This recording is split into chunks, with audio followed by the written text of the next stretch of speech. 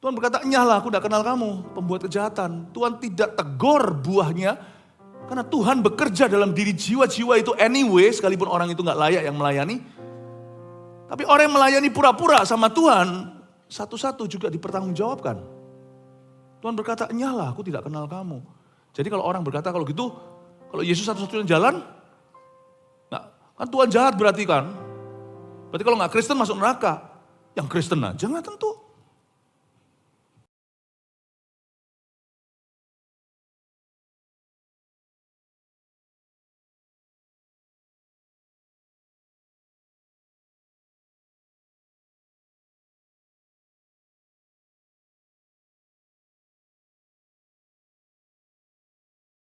Kami semuanya akan hidup selama-lamanya.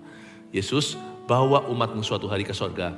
Tapi sekarang bawa sorga kemari dalam setiap hati. Tuhan, kami siap. Dalam nama Yesus, haleluya. Amin. Praise the Lord. Dengan tepuk tangan untuk Tuhan, jangan duduk dulu. Di hari kebangkitan ini, tolong sampaikan pada kanan kirinya, Yesus hidup dan dia ada di sini untuk mengasihimu. Jesus loves you. Amin. Puji Tuhan. Silakan duduk. Shalom semua, apa kabar? Ini jam 1 siang sudah makan? Belum, yang belum nanti ya makan firman dulu. Yang sudah jangan ngantuk dalam ibadah. Food coma namanya. Senang sekali bisa kembali ke Jakarta Selatan. Saya dan istri lebih sering-sering lagi di Jakarta nanti. Dan ini anggap juga sebagai rumah. Dan siapa di sini yang kemarin waktu hari raya sempat berlibur keluar kota atau ke luar negeri, naik dokar istimewa, aku duduk di depan lagu anak kecil dulu ya. Siapa di sini yang keluar kota luar negeri, ada dari antara jemaat? Oh ya. Kenapa ya kita tuh malu-malu, padahal siapa yang di rumah jaga kandang? Oh gitu ya, home sweet home berarti ya. Mau berlibur ke Eropa kalau hati gak happy percuma ya. Kalau geger terus suami istri ya. Tapi kalau kita dimanapun juga asal ada damai sejahtera, that's the happiest place ya. Siapkan hatimu, Tuhan mau memakaimu lebih lagi di hari-hari reguler kerja. Dan saya percaya hari ini Tuhan juga mau mengingatkan kita tentang hidup kekal. Hidup kita gak berhenti di dunia kalau kita itu punya Tuhan. Ya semua orang mati pasti either antara ke sorga atau ke neraka, itu firman Tuhan, itu bukan dongeng cerita. Tapi bagi kita yang sudah diselamatkan, kita punya kehidupan kekal dengan Tuhan. Tiga kali saya berkhotbah, kebaktian tadi gak bisa diulang. Pewahyuan baru terus. Kebaktian 1 tadi saya bicara tentang Yesus hidup dalamku. Nanti dengarkan sendiri ya, kan sudah diunggah, sudah diupload. Nanti Anda bisa kejar ketinggalan. Kebaktian setelah ini nanti, yang sekarang ini saya mau bahas tentang Yesus satu-satunya jalan ke sorga. Mau bicara tentang sorga itu sendiri dan jalan ke sana. Tapi nanti ibadah berikutnya saya akan bahas lebih spesifik lagi khusus our body. Yesus memberi kita tubuh kemuliaan. Apa sih? Apa ada bedanya dengan badan kita sekarang? Ada, sangat beda. Nanti saya jelaskan. Mari kita sama-sama buka dengan firman Tuhan. Yaitu di Yohanes pasal 14 ayat 1 sampai 6. Yesus satu-satunya jalan ke sorga. Ayat pertama, janganlah gelisah hatimu, percayalah kepada Allah, percayalah juga kepadaku. Di rumah Bapakku banyak tempat tinggal, jika tidak demikian, tentu aku mengatakannya kepadamu. Sebab aku, Yesus, pergi ke situ untuk menyediakan tempat bagimu. Dan apabila aku telah pergi ke situ dan telah menyediakan tempat bagimu, aku akan datang kembali dan membawa kamu ke tempatku, supaya di tempat di mana aku berada, kamu pun berada. Katakan amin. Saya baca ayat-ayat gini tuh happy sekali.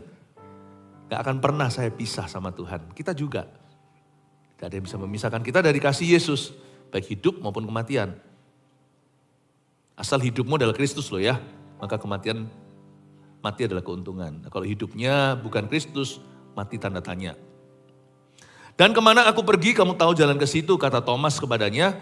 Tuhan, kami tidak tahu kemana engkau pergi. Jadi bagaimana kami tahu jalan ke situ? Kata Yesus kepadanya, mari kita baca bersama-sama, ini kalimat sangat hebat. 1, 2, 3, akulah jalan dan kebenaran dan hidup. Sekali lagi, 2, 3, akulah jalan dan kebenaran dan hidup. Yesus itulah satu-satunya penolongku yang sungguh, dia berjanji akan kembali. Angkat kita semua, oh oh oh. Haleluya, puji Tuhan. Upahku besar di surga, oh oh oh. Haleluya, puji Tuhan. Upahku besar di surga. Lagi, Yesus itulah salah satu. Ini salahnya fatal loh ya. Kalau salah percaya, salah masuk kemana? Jangan lupa kita diselamatkan bukan karena perbuatan. Kita diselamatkan oleh karena iman, jadi jangan salah percaya. Jangan nyanyi, jangan salah nyanyi lagu. Yesus itulah satu-satunya penolongku yang sungguh. Lalu dia berjanji pasti kembali. Angkat kita semua, oh oh oh, haleluya, puji Tuhan. Upahku besar di surga, oh oh oh, haleluya, puji Tuhan, upahku besar di surga, amin. Berikan tepuk tangan untuk Tuhan dan suara merdu di samping kanan kirimu. Yesus berkata begini, surga itu tidak berada di telapak kaki ibu. Itu pepatah zaman dulu, surga itu tempat yang asli ada. Dan Tuhan menciptakan tempat itu secara fisik pula meskipun bukan terbuat dari materi dunia. Dan Yesus menjelang naik ke kayu salib, dia ngomong sama murid-muridnya. Kalau Yesus karir dari awal sudah jadi pendusta, suka bohong kanan kiri. Jangan percaya, kata-katanya tidak berbobot. Tapi kalau Yesus itu suci, dusta pun tidak ditemukan di lidah bibirnya. Then you listen to him when he speaks to you about something so important. Kalau dia berbicara kepada kita tentang sesuatu yang sangat penting.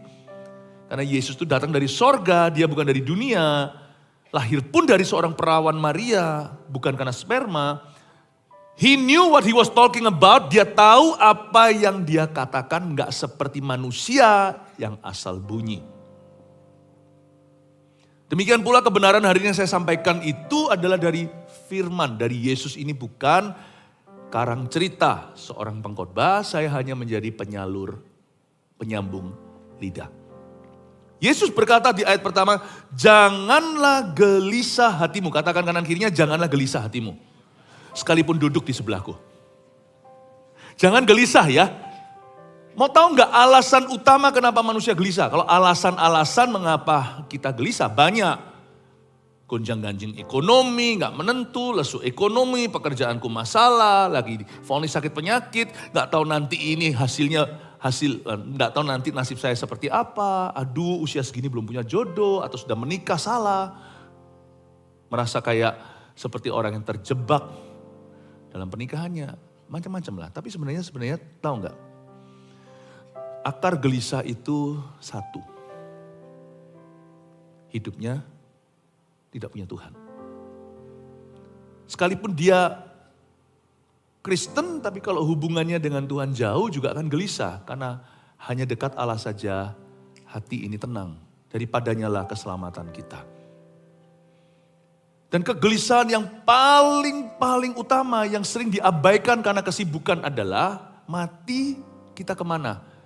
Karena kita itu terlalu banyak fokus di hidup ini. Dan karena hidup kita itu ramai dan bising sekali dengan perkara-perkara yang duniawi, kita seringkali tunda untuk menjawab pertanyaan itu. Where will I go when I die? Kemana saya pergi ketika saya mati? Dan kita juga tidak mau bicara tentang itu karena manusia bicara tentang kematian, apalagi di budaya Asia, tabu. Gak boleh ngomong begitu. Biasanya orang menyadarinya cukup telat. Setelah meninggal dunia, dia gak bisa kembali ke dalam kehidupan ini. Mati ya mati, binasa ya binasa. Makanya kita kerap kali tidak menghindari pertanyaan emas ini, this golden question. Kegelisahan itu sebenarnya akarnya satu, tidak tahu kemana hidupnya. Dan maut, kematian itu, sesuatu yang tidak bisa dielakkan, itu yang menjadi pertanyaan utama di dalam kehidupan orang. Manusia berlomba-lomba untuk awet muda pergi ke Korea. Manusia berlomba-lomba kalau bisa ada apalah, suntik apalah, stem cell or whatever lah untuk bisa membuat dia terus menerus jadi remaja. If we could live forever. Tapi the Bible says, Alkitab berkata, bolehlah kita itu merawat diri. Tetapi ingatlah, kematian tidak bisa dihindari. Kita harus tahu sesuatu bahwa hidup kita di dunia ini memang sementara, mau di fight, mau dilawan gimana pun juga, cepat lambat kau akan ketemu penciptamu. Dan apapun yang kita miliki di hidup ini, baik uang, harta, karir, pencapaian kita, kalau di dalam perkara-perkara itu tidak ada nilai kekalnya, itu semua akan sirna bersama dengan Anda di kuburan Anda. Tidak akan ada satupun kau bawa. Yesus berkata, janganlah gelisah hatimu, hanya Yesus yang bisa jawab kegelisahan hati manusia yang paling mendasar tapi mereka gak mau akui. Yaitu soal mati. We don't talk about this. Dan jangan coba bicara ini di Sweet 17-an orang. Salah konteks. Atau kita bicarakan ini pada saat ada seorang merayakan anniversary pernikahannya yang ke-50. Itu kita bisa dirajam batu sama semua keluarga yang mengundang kita. Lebih tepat bicara tentang ini di gereja. May I remind you, you will die someday. Tapi saya doa supaya panjang umur Anda. Janganlah gelisah hatimu di zaman ini sekarang, khususnya setelah pandemi, yang paling laku adalah obat penenang. Saya bukan dengar dari siapa-siapa, saya dengar dari kawan-kawan kawan-kawan medis, dokter, suster, teman-teman jemaat, selalu berkata sekarang yang jadi rebutan itu benar-benar orang-orang itu kecanduan yang gitu-gitu. Lalu penyakit sekarang bukan hanya penyakit jasmani, tuli, buta, apa, tapi banyak penyakit yang misterius nggak tahu dari mana. Ada aja. Lalu juga belum lagi penyakit-penyakit psikis atau yang bersifat mental. Mental health itu sangat-sangat big deal today, hari-hari ini. Lalu disusul dengan generasi yang suka healing. Bukan healing ministry, bukan pelayanan healing, dikit-dikit healing. Setan antem mental kita. Karena memang kita tidak punya obat untuk gelisah. Obat untuk gelisah itu hanya damai sejahtera yang datang dari Tuhan Yesus. Dari sebuah divine assurance, asuransi sejati itu jiwa, bukan asuransi jiwa, asuransi yang sejati itu dari Tuhan. Blessed assurance itu keyakinan iman, kepastian. Oh, hidupku di tangan Tuhan Yesus. Jadi sebelum kita bicara tentang Yesus satu-satunya jalan ke sorga, saya mau bicara dulu tentang jalan hidupmu di dunia. Janganlah gelisah hatimu. Lalu Yesus berkata, percayalah kepada Allah. Tapi Tuhan gak berhenti di situ, dia lanjutkan, percayalah juga, to be continued. Percayalah juga kepadaku. Percaya kepada Allah, apalagi kita tinggal di negara yang beragama, agama diselebrate atau dirayakan dan diharuskan, maka percaya kepada Allah sudah normalnya. Tapi itu tidak menjawab, kalau sampai berhenti di situ ayatnya setengah jalan, maka jiwa-jiwa tetap akan gelisah. Karena Allah itu kan lebar dan luas, artinya siapa dia? Versi mana? Makanya Yesus continue karena dialah Mesias. Akulah jalan kebenaran dan hidup. Kalau kamu mengaku hanya percaya kepada Allah, kamu tidak kemana-mana. Karena Allah yang hendak kau sembah, tidak tentu kau sembah. Banyak orang kira dia menyembah Allah tapi melakukan justru the opposite atau lawan kata yang Allah ajarkan. Mereka tidak kenal kebenaran, jadi semuanya dibenarkan sesuai kehendak mereka. Tuhan berkata kalau kamu hanya menyembah Allah atau hendak menyembah Allah, kamu tidak akan ketemu Allah. Allah yang hendak kau sembah itu, yang kupanggil sebagai Bapa, karena begitu besar kasih Allah, Ia mengaruniakan aku, anak yang tunggal, supaya barang siapa percaya kepadaku, bukan percaya kepada dia saja. Kalau kau mengaku percaya kepada dia, kau akan terima utusannya. Akulah satu-satunya jalan. Allah yang Allah yang kau akui sedang dan akan kau sembah itu mengutus aku. Oleh karena begitu besar kasihnya, dia utus saya. Supaya barang siapa percaya kepadanya, yaitu Tuhan Yesus, tidak akan binasa, melainkan beroleh hidup yang kekal. Engkau bisa mengaku sampai robek bibirmu. Sebelum kau menerima aku, kau menolak Allah yang kau akui itu. Karena tidak ada Allah lain dan tidak ada juru selamat lain. Wow. Makanya Yesus berkata, jangan gelisah, ini antidot atau obatnya. Percayalah kepada Allah. Lalu dilanjutkan, percayalah juga kepadaku.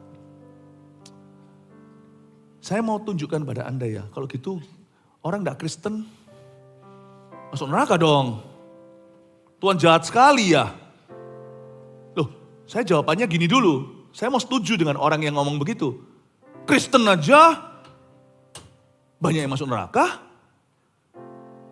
Di dalam dunia ada dua jalan. Dari tadi saya ajak terus karaoke sekolah mingguan. Thank you ya. Lebar dan sempit. Mana kau pilih? Yang lebar api, jiwaku mati. Gak tahu berarti. Tapi yang sempit, hidup berglori. Benar-benar gak tahu ya. Gak tahu, tapi saya nyanyinya terlalu cepat. Yesus sudah peringatkan, di dalam dunia itu lebar jalan ke binasa. Sempit jalan keselamatan. Bukan berarti Tuhan itu pelit. Tuhan buka lebar-lebar, tapi nggak banyak orang mau jalan di situ. Lebih banyak orang yang ikut arus, bukan ikut Yesus. Tuhan sudah peringatkan, jalannya tuh sempit. Kristen aja nggak tentu, kan ada ayatnya. Yesus berkata tentang akhirat, bukan mereka yang berseru Tuhan, Tuhan yang diselamatkan, tapi mereka yang melakukan kehendak Bapakku. Dan kehendak Bapakku itu pertama-tama adalah percaya kepada anaknya. Percaya sungguh-sungguh. Banyak orang juga percaya pura-pura. Mereka gak pernah sungguh-sungguhan. Kebaktian 1 tadi saya jelaskan, kalau Yesus sungguhan hidup dalam diri seseorang, pasti ada tandanya. Pasti ada tanda yang nyata. Meskipun dia bukan berarti tiba-tiba jadi sempurna, jadi santo dan santa. Tetapi pasti ada tandanya. Gak ada orang minum sesuatu yang keras, makan sesuatu yang keras, tidak ada gejala, itu gak ada. Yesus itu obat keras. Dia matinya mati dengan keras. Bangkitnya bangkit dengan keras. Batu tuh bergulir berapa ton tuh. There's nothing silent about Jesus. There's nothing silent about following Jesus. There's nothing silent about being Christ followers. Saya ingin Anda melihat ini. Bahwa orang Kristen pun gak tentu. Gak tentu.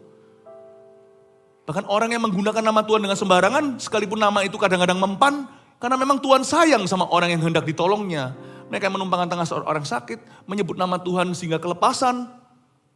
Tuhan berkata, nyahlah aku tidak kenal kamu, pembuat kejahatan. Tuhan tidak tegur buahnya, karena Tuhan bekerja dalam diri jiwa-jiwa itu anyway, sekalipun orang itu gak layak yang melayani. Tapi orang yang melayani pura-pura sama Tuhan, satu-satu juga dipertanggungjawabkan. Tuhan berkata, nyahlah aku tidak kenal kamu. Jadi kalau orang berkata kalau gitu, kalau Yesus satu-satunya jalan, nah, kan Tuhan jahat berarti kan. Berarti kalau gak Kristen masuk neraka. Yang Kristen aja gak tentu. Kalau tidak sungguh-sungguh. Anda jangan heran loh ya, ada orang yang kan go straight to hell from churches. And even from pulpits, or for the pulpits. Kita semua suatu hari pasti akan mempertanggungjawabkan hidup kita. Tapi untuk supaya saya menjelaskan tentang Yesus satu-satunya jalan itu begini. Orang-orang berkata kalau gitu orang Kristen picik dong. Berarti Yesus satu-satunya jalan, kalau di luar Yesus semua mati. Matinya semua masuk neraka. Ya udahlah kata pastor, orang Kristen juga begitu. Kalau pura-pura segalanya juga tetap akan ditindak. Wah kalau gitu tidak menjawab pertanyaan saya pastor. Berarti Tuhan semakin jahat di mataku. Oke, misalnya dunia kena pandemi suatu penyakit yang luar biasa tapi hanya satu. Yaitu satu pil itu yang bisa sembuhkan. Dan karena pil itu susah didapat, mahal sekali, nggak mungkin orang bisa punya. Maka seorang raja, seorang pemerintah, lambang pemerintahan di atas bahunya kan, membuatnya menjadi available to all, bagi semua orang. Dia beli, satu tangan dia beli, tangan berlubang paku. Dia beli dan dikasih cuma-cuma, semua ada di minimarket di dekat Anda. Kalau perlu di setiap puskesmas, bukan hanya di hospital atau rumah sakit. Ditaruh di mana-mana, disebar di mana-mana. Anda jalan aja bisa ketemu pil itu. Injil ditemukan di mana-mana. Oke? Media di mana segalanya. Tinggal ngambil untuk minum pil itu sendiri. Anda gak mati karena pandemi dosa ini. Kira-kira pada saat diberitakan di seluruh dunia dalam berita, ada orang yang langsung mengambilnya, ada orang yang nyantai nanti saja, ada orang yang berkata, alah, gak mungkin lah. Itu orang jahat ada yang gitu, orang baik juga ada. Mereka ke kantor, mungkin istrinya sudah minum pil itu, papa, sayang, honey, sudah gak ambil pil itu? Besok aja mah gak apa-apa, gak urgent kok. Jalanlah dia ke kantor. Anaknya mau sekolah, sudah bawa belum kantongan makanan? Sudah mah, pilnya belum kamu minum ya, mama sudah taruh di meja. Mama udah doa syafaat, berdoa tiap hari. Bahkan suruh kamu baca Alkitab, suruh kamu ke gereja, suruh ke GMS Gancit, suruh ke Eagle Kids. Nanti mah, I wanna have fun. Matilah orang jahat, mati juga orang baik. Semua mati dalam pandemi itu karena tidak minum pil. Bisakah Tuhan disalahkan Tuhan jahat? Tuhan sudah beritakan, there's no other way. Take Jesus, drink Jesus, akulah roti.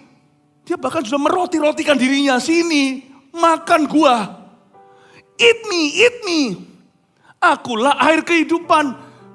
Perempuan Samaria diberitahukan, kamu gali dari sumur ini, kamu ciduk airnya, kamu akan dahaga. Minumlah dari aku, siapa itu? Akulah, dia cerita itulah dalam Alkitab. Bukan hanya untuk perempuan Samaria yang berjinal, 5 cowoknya bukan suaminya. Tapi kita ini loh, baca itu juga gak mempan. Makan, minum. Misalnya, Yesus satu-satunya jalan. Jahat gak kalau gak Kristen semuanya masuk neraka? Dengan catatan, Kristen aja gak tentu loh ya, karena Kristen juga banyak yang pura-pura. Bukan Yesus dalamku, tapi Yesus hanya di bibirku itu banyak. Tapi izinkan saya kasih satu ilustrasi lagi. Misalnya ada satu gedung, lalu mulai ada kebakaran, tapi kebakaran itu belum sampai kena ke mereka. Ya kan, jam kehidupan kan diputar sekali. Kan kita semua belum mati, jadi api neraka itu belum kena ke yang akan binasa. Lalu di ujung kelihatan gini, mulai ada kebakaran. Ada yang panik, mulai lari. Lalu mulai diumumkan. Pengumuman. Qing注意. Attention please. Exit door terbuka. Tidak ada pintu lain, hanya satu exit door. Yang di sana itu, exit. Jaga-jaga kalau Anda kelewatan, tolong dieja exit. Maka yang memberi pengumuman mengeja pintu exit itu bukan EXIT. Bukan. Ejaan exit adalah YESUS. Yesus. Kalau Anda lihat sign, Yesus lewat pintu itu. Yohanes 10, akulah pintu. Semua yang masuk sebelum aku pencuri, pembunuh, membinasakan. Yesus berkata, dan di sini ada yang mengumumkan. Bapa yang mengumumkan, Roh Kudus yang mengumumkan. YESUS itulah your exit.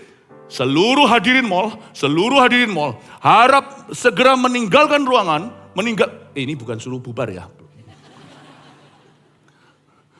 Lewat pintu YESUS. Ada yang masih makan es. YESUS dia malah makan es. Ada yang mulai panik. Ada yang enggak. Lalu habis itu api mulai menyambar. Mereka enggak tahu air bah sudah tiba. Tenang aja, hanya rintik-rintik basah. Tiba-tiba semua terbakar. Orang baik juga di sana. Tapi tahu. Tapi tidak mengingatkan yang lainnya, dia sendiri pun udah lari. Lalu semua hangus di dalam. Dapatkah kau katakan, Tuhan jahat? Berapa kali nama Yesus diucapkan kepadamu? Harap bagi orang yang sudah masuk melalui pintu Yesus, tapi terus tarik ulur.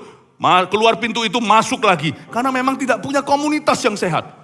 Yesus. Masuk, keluar dari situ. Tapi kenapa kamu, hai kamu pengunjung si A, dengan kaos yang bertuliskan ini, warna itu. Kenapa kamu masuk lagi? I have nothing to do. Cepat keluar sana, di luar ada petugas pemadam kebakaran. Anda lihat namanya CG. Namanya CG. CG. Namanya apa? CG. Yang gak mau tuh. Udah bolak-balik tiap minggu diberitahu sama Pastor Fuji atau sendiri atau Pastor Dede. Pak Dede beritahu, ayo siapa yang mau CG? Yang sudah CG berdiri, yang belum lihat itu yang duduk. Tangkap mereka. Ditangkap, lepas lagi. Tangkap, lepas lagi. Gak bisa, harus ada kesadaran dari kita. Kalau kita tahu, itu akan membawa kita setelah keluar. Itu akan memuridkan dan menumbuhkan kita. Nah kira-kira misalnya kalau di dalam ruangan itu Yesus nih, saya gak ngomong soal CG. Nama Yesus, keselamatan dulu. Keselamatan yang utama. Kalau orang-orang gak keluar, jahatkah Tuhan? Itulah sebabnya ada orang-orang baik binasa. Karena mereka bukan orang-orang benar. Karena you cannot get saved. Tidak bisa diselamatkan. Karena perbuatan baikmu atau amal sosialmu. Karena kebaikan, kesolehanmu. Tidak bisa. Kalau memang bisa, ngapain Yesus mati? Saya ulangi. Kalau ada jalan lain, kenapa Yesus pun jalan satu-satunya adalah naik ke kayu salib? Kalau misalnya Anda tidak perlu di kemoterapi, pakai obat biasa, rawat jalan bisa ngapain rawat inap? Kalau Anda tidak perlu sampai amputasi, ada jalan lain. Mungkin minum penawar gula segalanya, kenapa harus dipotong tuh paha? Kalau sampai Anda harus cangkok ginjal, ternyata pakai generik saja bisa. Kenapa sampai harus operasi besar? Why Jesus must die if there is another way? Why? Kenapa Yesus harus mati kalau ada jalan lain? Misalnya kalau om Anda sudah tua, bukan om Anda sudah tua lah, misalnya kalau, ya sudah, misalnya kalau ada seseorang, ya saudara Anda sedang menderita, satu-satunya jalan adalah satu-satunya jalan adalah korbankan putramu. Kalau dia nggak mati, ini buah si malangkama. Kalau ini hidup, ini mati. Ini mati, ini hidup. Pernah sekali saya sebagai seorang, pernah sekali mendoakan satu orang yang waktu hamil, itu terjadi suatu komplikasi, sehingga harus memilih anak mati atau istri. Kalau mau pertahankan anaknya, istrinya tidak mungkin survive. Dan sang mama berkorban. Dia mati supaya anaknya dilahirkan. Itu kasihan. Itu beneran kejadian seperti ini ada dan saya pernah mendoakan setelah kejadian itu orang itu hancur, runtuh. Kami harus menghiburkan sebagai gereja Tuhan. Lalu tiba-tiba setelah itu dokternya berkata kilaf. Ternyata ada jalan lain. Ternyata bisa operasi begini atau pakai obat-obatan. Bisa dipentungin sama satu kampung. Kalau ada jalan lain, kenapa istri saya harus berkorban nyawa? Kalau ada jalan lain, kenapa putraku yang tunggal harus mati digantung di kayu salib? Berarti tidak ada jalan lain. Yesus itulah satu-satunya. Tiada yang lain. Jangan gelisah hatimu, percayalah kepada Allah, percayalah kepadaku. Kita lanjut ayat 2 ya. Di rumah Bapakku banyak tempat tinggal. Jika tidak demikian, tentu aku mengatakannya kepadamu. Sebab aku pergi ke situ untuk menyediakan tempat bagimu. Ayat 2 ini dalam bahasa Inggrisnya, di rumah Bapakku ada banyak mansions. Bukan tempat tinggal saja, tetapi rumah-rumah besar. Yesus bukan membanggakan size sebuah rumah, karena rumah sekalipun besar tidak tentu hangat. nggak tentu asri. Rumah itu tidak bisa dinilai hanya dari size. Kalau jelek mau apa sekalipun besar. Maksudnya Yesus kasih kata di rumah Bapa ada banyak mansions. Dari sini orang tidak bisa salah artikan, oh they are houses. Tapi Tuhan berkata they are real houses. Yang didesain dengan sungguh-sungguh oleh Tuhan. Tuhan menunjukkan physicality atau menunjukkan bahwa setiap tempat tinggal kita di sorga itu real, nyata, dan physical. Meskipun bukan dari materi yang sama yang kita kenal di dalam ciptaan pertama yaitu dunia. Jika tidak demikian tentu aku mengatakannya. Yesus berkata, perkataanku tidak ngawang. Apa yang kusampaikan itu they are real houses. In fact, mansions kata Tuhan. Ada rumah-rumah besar, kata tempat tinggal di sini itu artinya istana-istana majemuk. Tuhan tidak ngomong lebih lanjut kali ini karena tugas Yesus kali itu datang hanyalah untuk naik ke kayu salib. Nanti Tuhan tambahkan pewahyuan setelah Yesus diangkat ke sorga, suatu hari Tuhan memberi wahyu kepada Yohanes di Pulau Patmos di daerah Yunani. Yesus bicara tentang sorga. Betul kalau di dalam kitab Injil, Yesus lebih banyak bicara tentang neraka daripada sorga. Sorga hanya samar-samar, dia berkata, misalnya ini, di rumah Bapakku ada banyak tempat tinggal, titik bukan koma, lalu Tuhan tidak tambahkan. Karena tidak perlu kita tahu segitu banyak. Karena cukup sampai Injil itu kita tahu bahwa Yesus adalah jalan.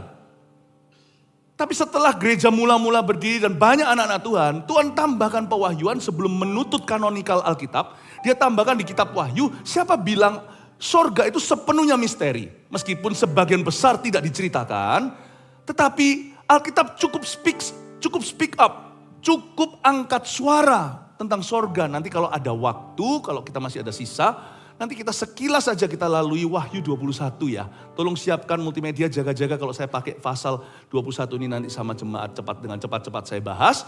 Di Wahyu 21, kalau saya nggak sempat, tolong nanti pulang baca sendiri. So beautiful.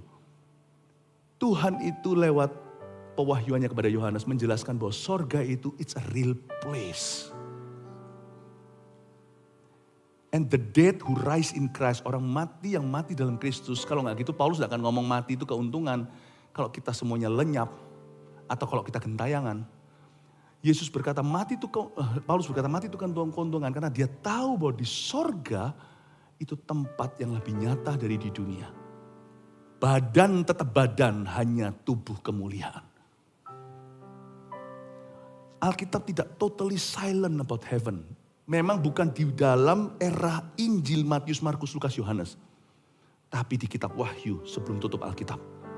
God speaks about our final destination atau destinasi terakhir kita itu diutarakan oleh Tuhan. Ya, kalau Yesus di kitab Injil lebih banyak bicara tentang neraka karena Yesus datang untuk menyelamatkan orang berdosa. Tapi di kitab Wahyu, Yesus mempersiapkan gereja mempelai wanita itu untuk ketemu dengan Tuhan dalam pernikahan anak domba.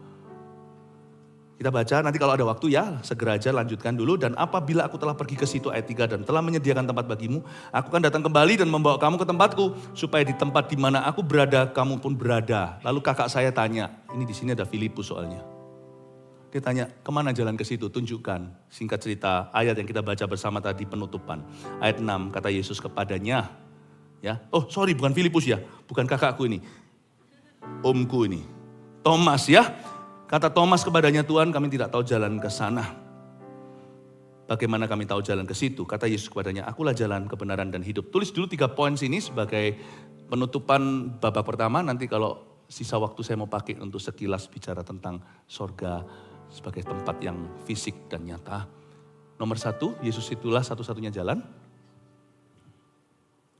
Yesus satu-satunya jalan ke sorga. 1, jika ada jalan lain berarti Yesus mati sia-sia. Tadi kan sudah jelas ya. Kalau ada dokter kayak gitu atau ada orang gitu ya. Wah udah berdarah-darah semuanya ternyata. Ada pintu lain. Gak perlu berkorban. Wow. Orang Kristen yang berkata Yesus. Ya aku percaya Yesus kita sesuai dengan kepercayaan masing-masing lah. Sesuai dengan keyakinan masing-masing deh. Aku percaya Yesus jalan, kamu juga bisa benar. Semua sama, semua agama menuju yang sama. Orang Kristen yang sudah tahu kebenaran bisa ngomong begitu. Bukan berarti kita boleh serang agama lain atau jelek-jelekkan kepercayaan orang. Bukan, tapi kita tidak boleh goyang dengan keyakinan kita. Orang Kristen yang ngomong gitu itu berarti sama dengan berkata bahwa Yesus itu pelin-pelan. Atau Yesus itu saya nggak tega untuk ngomong. Gini, misalnya saya nggak ngomong Yesus ya, saya takut ngomong kalau pakai kata tertentu disambungkan ke nama Yesus. Nggak mau nyebut nama Tuhan dengan sembarangan. Misalnya, kalau saya sudah ngomong sama Anda, nggak ada jalan lain, aku satu-satunya jalan. Ada orang memaksa, lalu berkata nggak mungkin lah. Itu sama dengan Anda bilang saya pendusta. Yesus sudah mati di kayu salib. Kalau ada jalan lain, orang Kristen berkata masih ada jalan lain kok. Berarti bersamaan dengan itu Anda sudah menyebut Yesus pendusta. Atau misalnya itu saya, Anda sudah menyebut saya itu bodoh. Ini loh orang paling bodoh di dunia. Ada jalan lain loh. Dia mati untuk itu. Berarti saya orang paling konyol di dunia ini. Mengorbankan nyawa saya secara sia-sia. Ternyata saya nggak harus korbankan nyawaku. Jesus is not wrong. Karena itu kita nggak bisa. Jika ada jalan lain berarti Yesus mati sia-sia. 2. Nah karena tidak ada jalan lain itulah. Setiap orang perlu menerima Yesus. Saya tambahkan sesuatu ya di poin 2 ini ya. Misalnya kalau, Pastor Philip masih dialog saya dengan orang tadi itu. Orang imaginary ya. Orang maya tadi yang saya ajak dialog misalnya. Pastor Philip, kalau orang tidak Kristen mati semua masuk neraka di dunia ini padahal banyak orang baik. Tuhan jahat dong. Saya sudah jawab orang itu tadi ya. Lalu sekarang kalau orang itu tanya lagi. Ya oke. Pastor Philip benar. Bahwa Yesus satu-satunya jalan. Tapi gimana dengan orang yang gak pernah dengarkan Yesus. Gak pernah terima Injil. Misalnya orang yang masih zaman dulu. Belum ada misionaris. Ya. Atau mungkin zaman kini juga ada loh. Belum ada internet. Atau orang di sana nggak ada gereja, nggak ada penginjil. Mereka sama sekali nggak pernah tahu Yesus itu siapa. Bagaimana dengan mereka? Oke, saya jawab simpel aja. Karena di poin kedua tadi kita sudah bahas, karena kalau tidak ada jalan lain berarti setiap orang perlu menerima Yesus. Bagaimana dengan orang yang tidak punya kesempatan menerima Yesus? Tidak perlu orang itu dengar Injil, Tuhan sudah taruh hukumnya di dalam hati. Tidak ada alasan bahasa Inggrisnya, there is no excuse Roma 1. Segala sesuatu tentang Allah yang secara naluri dasar sudah Tuhan taruh di cakrawala, di angkasa, dan di dalam hati orang itu. Tidak ada orang yang beritahu seorang anak kecil mencuri itu salah. Dia punya nurani untuk bisa membedakan, mati aku, jangan sampai aku ketahuan. Di seluruh dunia maupun orang yang masih hidup di zaman koteka, ambil istri orang, digebukin satu kampung, ditombak. Kok mereka tahu the commitment of marriage? Ini bukan istrimu. Membunuh dari zaman purbakala, Kain Habil. Mereka udah tahu. Orang yang seumur hidupnya melatih hatinya untuk melanggar nuraninya, nanti pada saat dia mati, ini adalah pemahaman saya tentang Roma, kitab Roma tadi. Karena ada ayatnya begini, orang yang matinya tahu hukum Taurat dihakimi menurut hukum Taurat. Orang yang nanti matinya tanpa hukum Taurat dihakimi tanpa hukum Taurat sesuai nuraninya. Jadi, tapi semua pasti melalui Yesus, berarti kan gak melalui Yesus dong. Berarti nurani dong, enggak. Tetap Yesus itulah harga sah keselamatan seseorang. Gak ketemu Yesus, no salvation. Tapi dia gak sempat ketemu Yesus atau dikonfrontasi dengan kebenaran di hidup ini. Kebenaran satu-satunya yang dia kenal adalah nurani, apakah dia bangun karir melanggarnya, atau dia terus menjaganya sekalipun berdarah-darah, tapi dia berusaha terus dan berkata di atas seperti zaman dulu mungkin di China juga belum ada Injil, tapi mereka tahu sebelum mereka menyembah berbagai macam hal dan menamakan itu Tuhan, yang paling kuno itu berkata naik di atas sana memandang ke sorga dan berkata, Tien, sudah ada kesaksian, saya orang Tionghoa, jadi saya tahu. Kapal Chuan itu ada pago di dalamnya, ada tulisan. Kan tulisan karakter Chinese itu kan karakter-karakter gambar. Ada 8 mulut. Nabi Nuh dan istrinya, 3 orang anaknya, 3 orang menantunya masuk dalam bahtera. Dari mana kapal ada hubungan dengan 8 mulut di dalam perahu? Cantik, indah itu ada kata yang dombanya. Bahasa Chinese, ini adalah suku saya. Itu gak ada keisengan. Misalnya nan, laki, cowok. Itu digambarkan, kalau Anda mau belajar, misalnya tulisan nansen, nanren, itu tian, he, li. Tian itu sawah, li itu tenaga. Jangan sebut dirimu cowok, kalau tidak mencangkul sawah, bawa pulang makanan. Yang disebut pria dalam karakter kanji, itu sawah dan tenaga. Lalu apa hubungannya perahu dengan 8 mulut? Indah itu anak domba Allah. Tuhan itu sudah memberikan kesaksian setiap budaya. Nah, orang kalau menjaga hatinya, lalu dia mati, gak pernah didatangin seorang misionaris. Pasti ketemu Yesus dulu. Waktu ketemu Yesus, yang satu bangun karir langgar nurani, yang satu bangun karir jaga nurani, dua-dua tetap tidak diselamatkan. Dan waktu mereka sama-sama melek di sebelah sana, misalnya matinya bersamaan seperti penyamun kiri dan penyamun kanan. Yang satu menderita karena dia berdosa, yang satu lagi, hahaha aku berdosa mau apa. Waktu ketemu Yesus, satu menghujat pasti. Oh ternyata kau, kenapa? Pasti reaksi pertama itu gak bisa. Orang kalau reaksinya itu, orang itu mudah histeris, kena sedikit, gitu ya. Tapi orang kalau memang sudah membangun dirinya martial art gitu ya. Wah! Kelihatan tikus saja, wah! Tidak bisa dipungkiri, detik pertama seperti orang penyamun itu tidak bisa persiapan diri. Engkau akan memilih Yesus atau bukan. Itu seperti orang tes bohong itu loh. Bohong gak bohong akan kelihatan keringatan. Orang kalau bangun karirnya, dia tidak bisa lari daripadanya. Yang satu pasti berkata, ternyata kau toh. Jangan kau binasakan aku. Kau gak pernah kirim misionaris, mana aku tahu. Mana gua tahu di hidup ini ternyata engkaulah yang punya dunia, alam semesta yang menciptakan kami. Ya salahmu bukan salahku.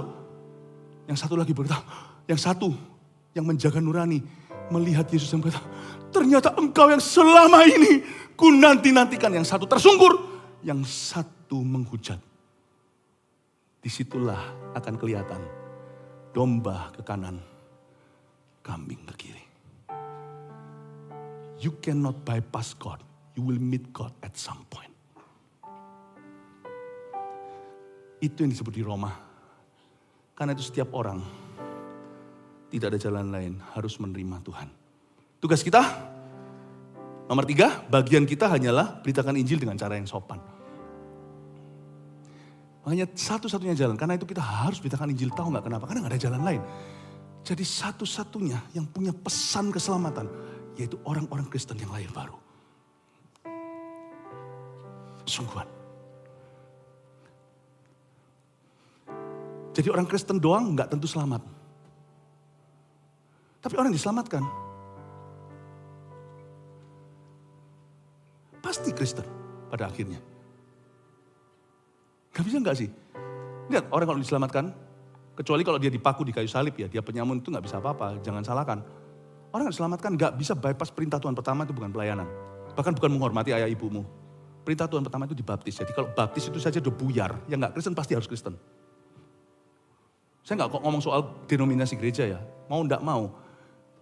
Orang terima Yesus gak bisa bypass baptisan. Jadi orang diselamatkan Tuhan, gak mungkin gak Kristen. Kalau dia bisa, oh gak apa-apa, aku dalam Yesus kok, tapi aku tetap memeluk keyakinan lain. Gak mungkin, gak bisa. Tapi bukan berarti kalau Kristen mentang-mentang otomatis saya oke kalau saya tidak benar-benar mengikuti Yesus. Paham maksud saya ya? Saya perlu menjelaskan ini karena tujuan saya adalah supaya jangan ada seorang pun di antara Anda binasa. Kalau enggak nanti kan darahnya ditumpahkan atas saya. Atas Pak Dede sih. Saya atas kami. Karena itu kita harus memberitakan Injil. Nggak bisa enggak. Beneran loh, apapun profesi Anda mesti memberitakan Injil. Meskipun itu tidak berbayar, tidak diharuskan, tidak diancam. Karena ujungnya, terutama dalam hidup ini adalah menyelamatkan jiwa. Sungguhan yang terutama adalah itu. Ya? Oke, masih ada waktu sedikit aja. Ayo cepet-cepet sama saya lihat surga itu kayak apa? Atau nggak mau? Mau nggak? Oke. Wahyu 21 cepat aja ya. Karena ini panjang jadi saya cepat lewat gini aja saya tunjukkan. Sekilas saja to give you an idea. Kalau ternyata Alkitab itu tidak silent about heaven atau tidak diam tentang sorga. Wahyu 21 langit yang baru dan bumi yang baru. Tolong ya multimedia dengan cepat aja ayat per ayat. Lalu aku melihat langit yang baru dan bumi yang baru kata Yohanes. Sebab langit yang pertama dan bumi yang pertama telah berlalu. Dan laut pun tidak ada lagi. Cepat katakan laut tidak ada lagi. Oh, laut tidak ada lagi. Berarti di sorga itu tidak ada perpisahan selamanya lagi. Tidak ada goodbye. Entah gimana ya, mau pakai imajinasi jedok pun gak akan bisa bayangkan. Di sorga tidak ada lautan. Alkitab dengan jelas berkata bahwa di sorga itu tempatnya sosial. Siapa bilang di sorga kita gak saling kenal? Nanti ibadah berikutnya saya jelaskan tubuh kemuliaan itu ternyata ada fitur-fitur yang dipertahankan. Meskipun kita mungkin akan berbeda rupanya. Jadi berbahagialah Anda yang tidak puas dengan mata Anda. Mata Anda jadi oke nanti. Ya. Ayat 2, dan aku melihat kota yang kudus, Yerusalem yang baru turun dari sorga dari Allah yang berhiaskan bagaikan pengantin perempuan yang berdandan untuk suaminya. Coba lihat ayat 2, disebut kota yang kudus. Di sini disebutkan oleh Yohanes, aku melihat salah satu kota di sorga namanya Yerusalem yang baru. Ini bukan Yerusalem sekarang yang bertumpah darah. Tapi mungkin ada mirip-miripnya kali kalau disebut Yerusalem. Pasti akan ada semacam resemblances atau kemiripan. Turun dari sorga itu kota. Luar biasa kotanya bisa naik turun ya. Lalu berhiaskan bagaikan pengantin perempuan yang berdandan untuk suaminya. Tahukah? Kelihatan seorang perempuan pakai dasteran. Maaf ini bukan apa ya. Tapi kalau waktu dia mau pergi pesta, beda banget. Make up itu bisa membuat beda. Makanya itu kalau mau cari pasanganmu yang sesungguhnya, tunggu dia copot make up. Ya. Yang berhiasan bagaikan pengantin perempuan yang berdandan. Saya bisa punya pemahaman begini nih. Ayat 2 tadi itu, kota kudus itu seperti pengantin yang berdandan. Tahukah bahwa semua kecantikan, keindahan, kelebihan setiap kota-kota ternama di dunia itu ada di sorga nanti. Apa yang membuat kita benar-benar terkagum dengan Swiss, Labuan Bajo? Apa yang membuat kita itu merasa seperti kota romantis seperti di Paris? Saya tidak berkata Menara Eiffel ada di sana. Ini bukan imajinasi. Saya berkata bahwa apa yang membuat suatu kota itu romantis, enak ditinggalin, pemandangannya aduhai luar biasa, aman segalanya itu semuanya itu real ada di sorga. Kecuali copetnya. Lalu aku mendengar suara yang nyaring dan tahta itu berkata, lihatlah kemah Allah ada di tengah-tengah manusia. Dan ia akan diam bersama-sama dengan mereka. Mereka akan menjadi umatnya dan ia akan menjadi Allah mereka. Di sorga tidak akan ada gedung gereja. Tapi kemah pertemuan itu di tengah-tengah dan jalan sama mereka. Tubuh Kristus. Saya bisa bayangkan tempat itu ramai, tempat sosial yang paling indah. Di mana orang tidak menyalahi orang lain. Makanya di sorga, satu hal yang tidak akan masuk. Orang jahat tidak akan masuk. Orang salah tidak akan masuk. Wah kalau gitu soal hanya orang sempurna dong. Enggak. Tapi orang yang nuraninya tersiksa kalau dia berdosa. Sampai dia bertobat lagi. Orang yang hatinya itu ingin sungguh-sungguh mengejar perkenanan Allah. Itu yang masuk. Bukan berarti orang itu lebih baik dari orang lain. Enggak. Bukan. Tapi kita tidak di dalam surga nanti oleh karena kebenaran kita. Tapi orang-orang yang jahat. Predator. Penipu, pembunuh, orang keji, ini itu. Nggak ada di situ. Iyalah kalau ada saya mau ke surga yang lainnya. Kalau masih ada yang gituan. Dan ia akan menghapus segala air mata daripada mereka. Dan maut tidak akan ada lagi. Tidak akan ada lagi perkabungan atau ratap tangis atau duka cita. Sebab segala sesuatu yang lama itu telah berlalu.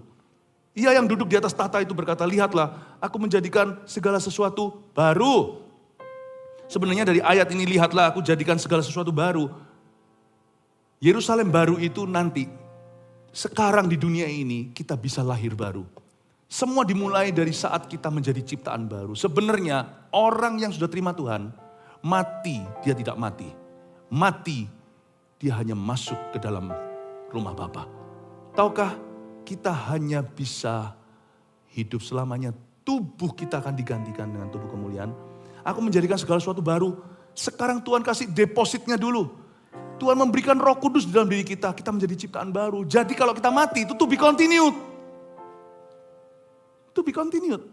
Itulah sebabnya di Tesalonika sekarang masuk akal. Kalau kita berpisah dengan saudara yang kita kasih, atau seorang anggota keluarga, atau teman, kalau sama-sama dalam Tuhan, kita nanti akan reuni pada saat sangkakala berbunyi.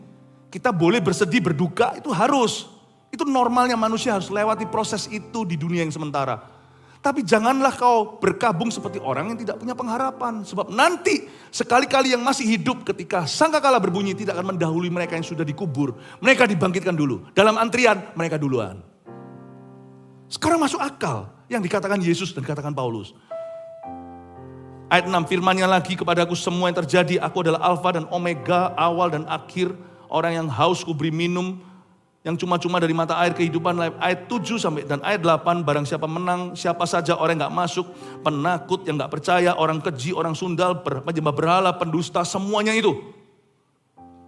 Itu nanti saya gak bahas di sini ya. Itu adalah daftar siapa saja yang keluar. Lanjut lagi ayat 9, maka datanglah seorang dari ketujuh malaikat yang memegang 7 cawan, yang penuh dengan 7 malapetaka terakhir itu. Lalu ia berkata kepada aku, katanya, marilah ke sini, aku akan menunjukkan kepadamu pengantin perempuan mempelai anak domba. Sadarkah Anda di ayat 9, ada banyak malaikat, Anda tidak usah tersesat di antara semua detil-detilnya dulu. Di sana ada malaikat 1 ke 7 malaikat, berarti ada 7 yang memegang 7 cawan lah, bla bla bla, 7 malapetaka ini itu, mari ke sini kau akan kutunjukkan perempuan itu. Perempuan ini bukan wanita sungguhan tapi pengantin perempuan, yaitu anak domba Allah, yaitu gereja Tuhan. Bisa bayangkan nggak di sorga itu tempat sosialnya? Manusia, malaikat di tengah-tengah Allah. Bersama dengan Allah. Saya kadang-kadang curious saja ya. Saya tidak berani membuat teori-teori baru. Cukup apa yang dikatakan Alkitab. Berapa ya jumlah malaikat itu ya? Mungkinkah malaikat itu jauh lebih interesting dari kita? Kalau Alkitab katakan setiap anak kecil, Yesus dia yang berkata, selalu ada seorang malaikat, guardian angel, malaikat penjaga yang memandang wajah Bapa pencipta mereka. Berarti kan hari ini berapa juta malaikat atau miliar? I don't know. Apakah lebih besar populasi manusia daripada populasi malaikatnya? Heaven must be a very interesting place. Lebih baik jangan dipikirkan sekarang, meledak ini. Gak ada orang bisa memikirkan sejenius apapun, seseniman apapun. Gak akan ada bisa. Gak akan bisa ada seorang teolog yang bisa memahami seiotanya surga. Tapi saya mencoba untuk merangsang pikiranmu. Surga tidak seperti yang kau kira. Gentayangan, samar-samar, dunia maya. It's not. Lanjut cepat aja ya, gak apa-apa ya, sedikit lagi ya. Ya, oke. Ayat yang ke mana nih tadi sampai ayat berapa? Ayat 11. Lalu dalam roh ia membawa aku ke atas sebuah gunung yang besar lagi tinggi. Ia menunjukkan kepada aku kota yang kudus itu ada gunung. Yerusalem yang turun dari sorga, dari Allah. Kota itu penuh dengan kemuliaan Allah dan cahayanya. Sama seperti permata, bla bla bla, ayat 12. Dan temboknya besar lagi tinggi. Ada tembok, ada arsitektur. Di pintu gerbangnya ada 12 buah. Di atas pintu gerbang itu ada 12 malaikat. Dan di atasnya tertulis nama ke-12 suku Israel. Jadi ada di sorga Old Testament Saints atau orang-orang kudus dari perjanjian lama. Yang kita kenalkan cuman sedikit. Elia, Musa, karena kita pengetahuan terbatas. Banyak. Lalu di situ pintu gerbangnya itu ada, segini ada di sebelah utara 3 pintu, sini ada 3 pintu, sana 3 pintu. Ayat 14, dan tembok itu mempunyai 12 batu besar dan di atasnya tertulis ke-12 nama, ke-12 rasul anak domba itu. Di sorga ayat 14 katakan akan ada ditemukan semua New Testament Saints. Orang-orang kudus perjanjian baru, baik yang Alkitabiah maupun yang kita kenal. Grandma siapa yang takut akan Tuhan, yang sungguh-sungguh jadi pendoa siap, cinta Yesus sampai akhirnya mendoakan keluarga. You are going to meet her.